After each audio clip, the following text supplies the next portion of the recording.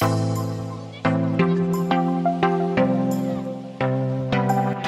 is handmade here. Nothing is cut with the CNC. But everything now is done by hand, and for 20 years, everything's been done by hands. So, these are all my templates. When I design a body, I make it into a piece of paper, but I've done like 100 tests. Now, this is a model that I have, and I'll show you some other models over here. Let me show you body shapes. Jazz-based body shape. In the rough. Ashy? Ash. I just traced. What's the difference between swamp ash and just hardwood hard ash? ash, more density, more tone. More more tone. Single cut body. Glued. Ready to cut the neck. Mahogany? This is Brazilian walnut. Brazilian Not walnut? American walnut. I don't use American walnut. American walnut's no good for bases. They sound terrible. Yes. This is Brazilian walnut. Very hard to get. I don't have many. This is what I have left. After that, I can't get any more. And this one is that the different. This is ash top, Ash top?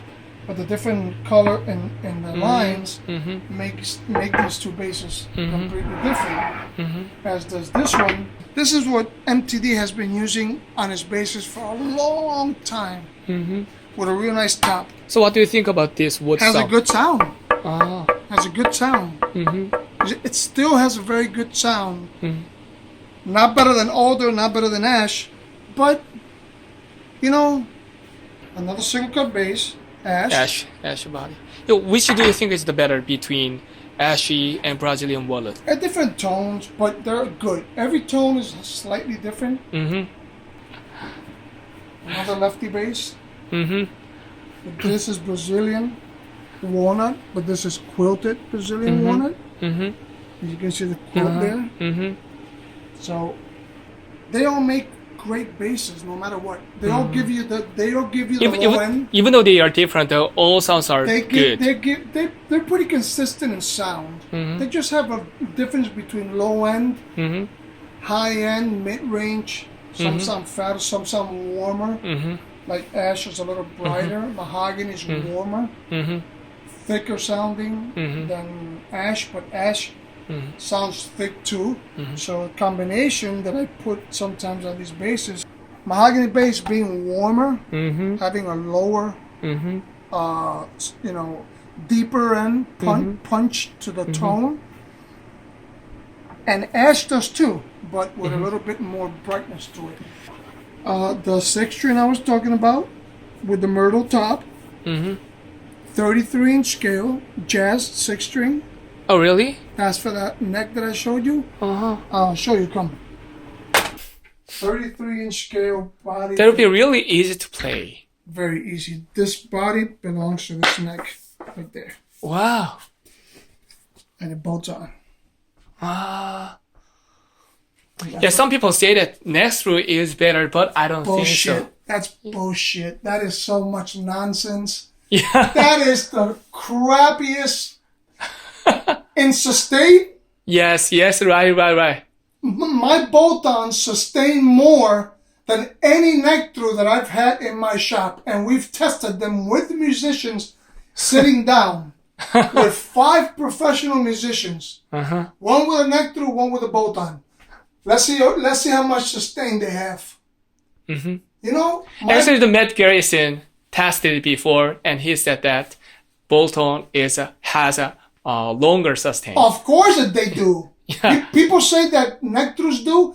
That's bull crap. I've done it in many tests, and my bolt-ons Actually, I did it too. sustain more. Bolt-ons sustain more.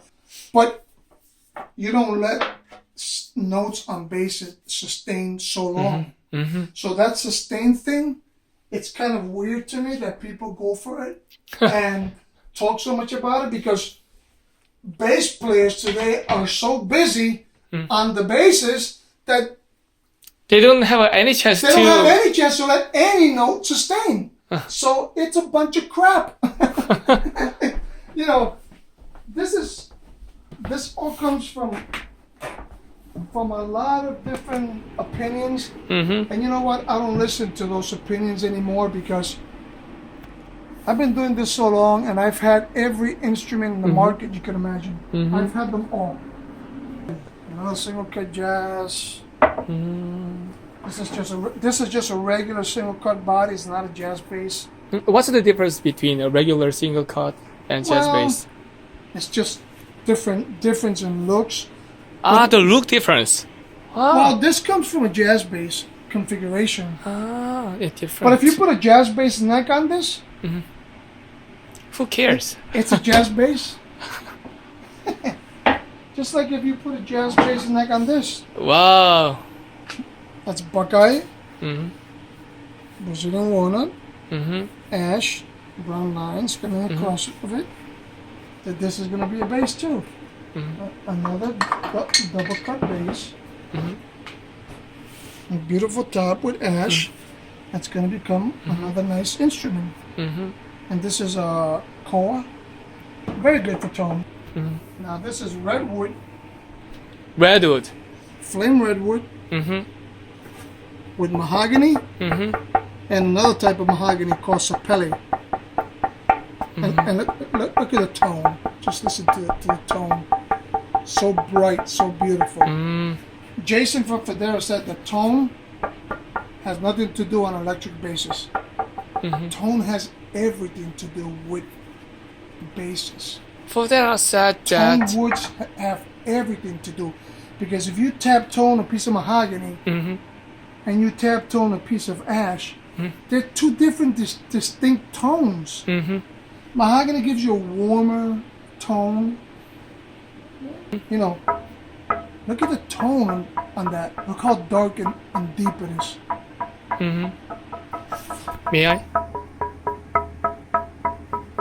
People think that tone has nothing to do with sound. The tap tone of the wood has everything to do with the sound of the instrument. Everything to do with it. What about the ash? The ash, you take a piece of ash and it's brighter. It's a brighter tone. So it gives you a brighter tone, but tone has everything to do. So probably I need to have a different wood-based bass guitars because sometimes I use these bass guitars. You want to have two good bass guitars? Have one made out of ash and one out of mahogany. Because right there, you are in between being aggressive and being and sounding warm. You want to play a good ballad song, you take the mahogany bass, it's going to sound deeper and warmer. With a rosewood fingerboard, even better. But a maple fingerboard, it'll get a little brighter.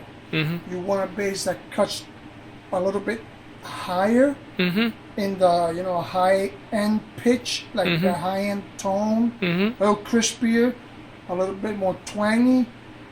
Ash is going to give you that brightness that you want. What about elder? Alder is good for finger style. Finger style. Finger style because it has a lot of mid-range to it. When you slap on it, you could get a decent slap tone. But the slap sounds like an old Fender kind of slap tone. But I've created something to make all their basses slap just as good as ash. And I'm going to keep that a secret. I designed this bass. I was the first one to make a jazz bass. I didn't design the single cut. I just turned the jazz bass, which is this, into this. Same body. The difference is that this is a normal jazz bass, and this is the single cut jazz. Do you think the sound is going to be different from this one, or just the look is different? The sound from this is older. This is ash. They're gonna have different sounds. It's gonna be good sound, but this is gonna be brighter. Better for slap. Maybe better low B. Maybe not. But what I did with older is that I put a mahogany strip right in between.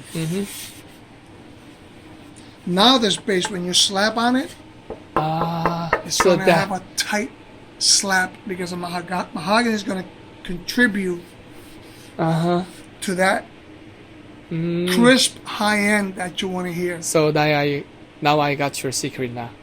You got my secret, which is not a secret. And I don't care who does it because you know what? When it comes down to trying out the bass in person, people say that I always win. I'm being modest. I use poplar, which is tulip wood. This is what MTD uses for almost all his basses. Like, I just have some tops here. These are your tops. Tops, you know, we got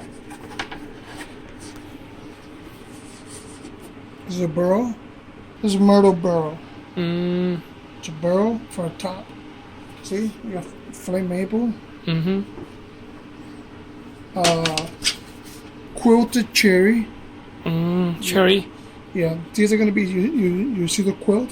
See the quilt, and this comes from a yellow wood. Yellow wood. It's just a yellow kind of wood that I kind of cut.